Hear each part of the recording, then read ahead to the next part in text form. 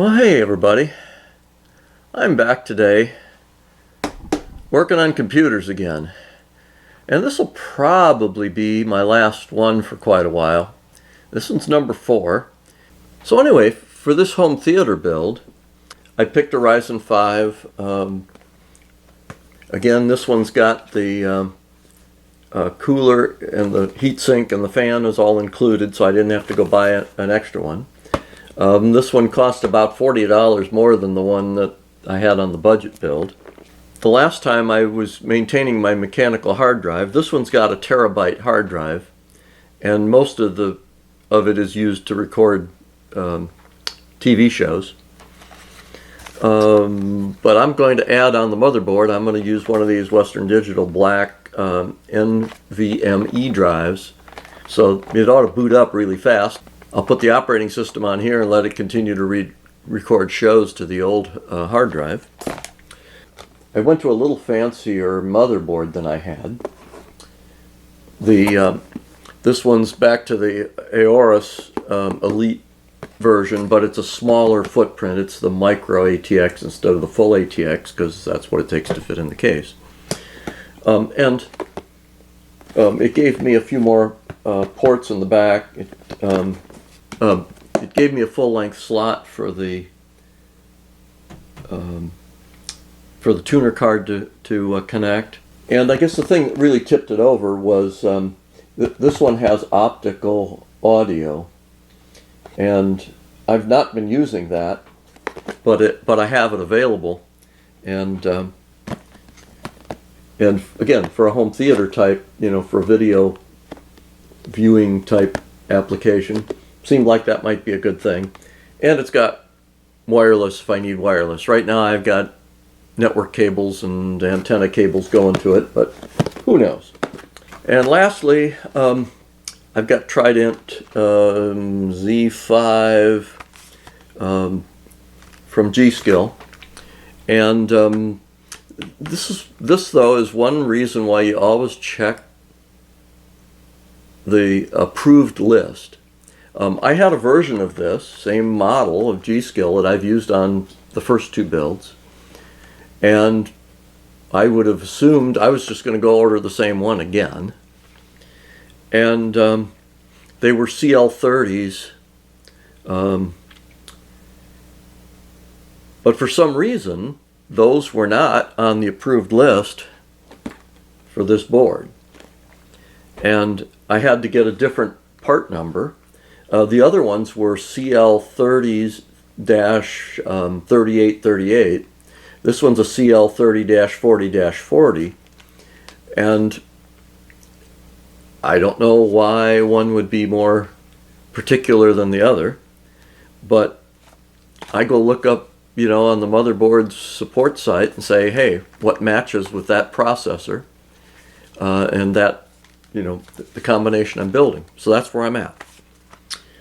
So, from here, I'm going to go in and I'm going to tear this one open and start building. Well, so first off, I found an oops.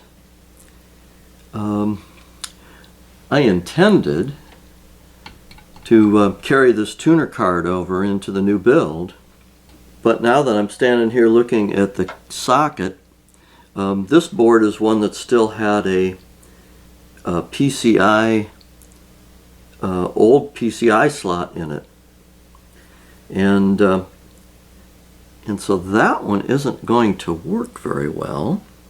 So I'm going to lose my tuner card. I'll have to find a new tuner or capture card if I want to keep that function going, but oh well. The interesting part on this case is that the drives mount into this chunk of sheet metal here in the front. So to get this one out, it kind of slides to the back, and then it kind of flips up like that. And I'm going to lift it so I can. I'm going to lift it so that I have better access underneath here. Yeah, so this board had PCI Express, but it still had an old PCI slot. I do need to pull the connections off the board for the power switch. There's one for power switch and one for reset switch. And the way those are set up, I think those are without polarity. The power LEDs are labeled plus and minus, so those should be good. And I've got sound connections and USB connections. Anyway, I'm going to get this cleared out here in a little bit. Alright, well I got all the screws out. I also took out the power supply because I was having some trouble figuring out the cables. It's a hybrid. It's got some removable cables and some built in. And it turns out it has all of the cables I need. I just didn't realize I had one, I'll say, tucked back out of the way. So we'll lift this one out. Get the panel out. And then I'll have to double check how the standoffs are on here for the new board. Here's the new board, and I'd say my first concern is probably the standoffs, because in this case it looks like they're built in, not movable. So let's see how they line up. Oh, and this one's a little different because it's got the rear I/O shield attached to the board. It goes right in all together. Got my wrist strap on so I don't zap anything. I said I was worried about how this one goes in, so let's see what we got here. Well, this one almost looks like it fits better than the original board. There's 2 there, 3 here, 4, 5. These on the back didn't exist before. I'm seeing a full set here, I think. 1, 2, 3, 4, 5, 6, 7, 8. Looks like there's 8 standoffs, and I have 1, 2, 3, 4, 5, 6, 7, 8 standoffs on the case itself. Alright, so I've got everything opened up here. We're going to just start screwing it together. This won't take long. So first off, we open up that socket. We'll do the processor. And it's got a mark up in the corner, and an arrow up in the corner, and an arrow there, and a notch. So, I mean, it's fairly foolproof on this one to drop it in place. It's a lot easier than the old pins. And then we pop that like so to get the cover off. And then just put force on it, put the lever down. I've got the memory here, and its part number is F5-60J3040F16GX2-TZ5K. So it's 16 gigabytes times 2, and it's DDR5 6000 CL30. So should be good stuff. Seemed like 16 was plenty for this kind of a machine. It might even be more than I need, but seemed like the right thing. It's marked on the board that they want you to put the memory in A2 and B2 first, which is these guys. A2 and B2, so we'll do the memory.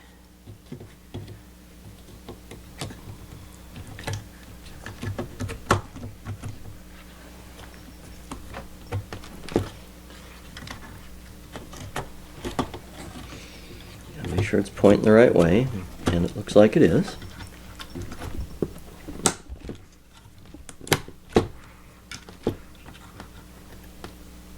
Snap that in. That's in B2, and then this one is A2.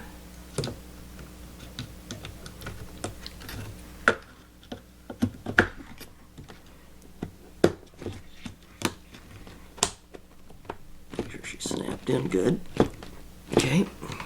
Put that in there, and then that one just snaps over.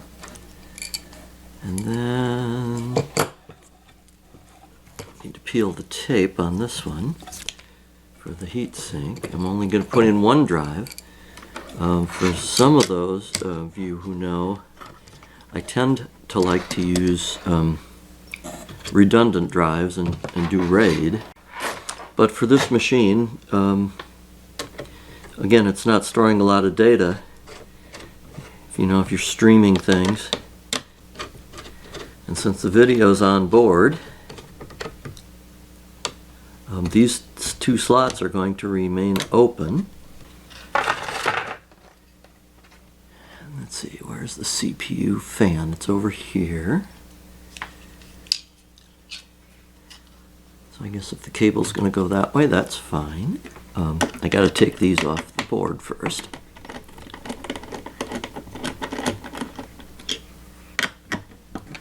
On my old board, I had one of these break a while back, and I had to get a replacement. Over the years, the plastic tab let go.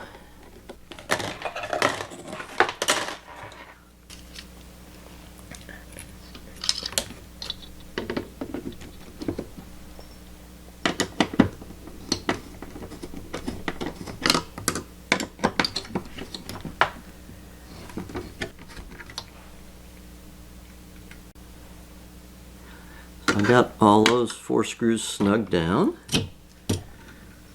and we'll put the fan cable together here on this one that's labeled CPU fan, of course. Get her in the case here. Get the screws going. I'm going to have to get a couple of extra screws though, because the old board didn't have that many. I got the power supply back in the case, and this is another ANTEC old one now. But what I had to find was the old motherboard used just a 4-pin CPU connector, and so I was looking for an 8-pin. And it turned out I just had it tied back and tucked away. So this power supply, I guess you could do, 4 plus 2, because it's got the extra. But this motherboard needs 4, so we can just plug that one in and we'll be good there. I've got all of the connections made to the USB ports and the fans. The fans are kind of the biggest challenge because this case has a fan in the front corner on both sides and 2 fans in the back. And the ones in the back typically have been, they just run on full 12-volt power. They're continuous. These other ones can go to a fan header, and they've got some what you'd call variable speed capability. So I'm going to just, and I was having a little fun with whether they reached all the connectors. This board has like 5 fan connectors. It's just a matter of getting things lined up.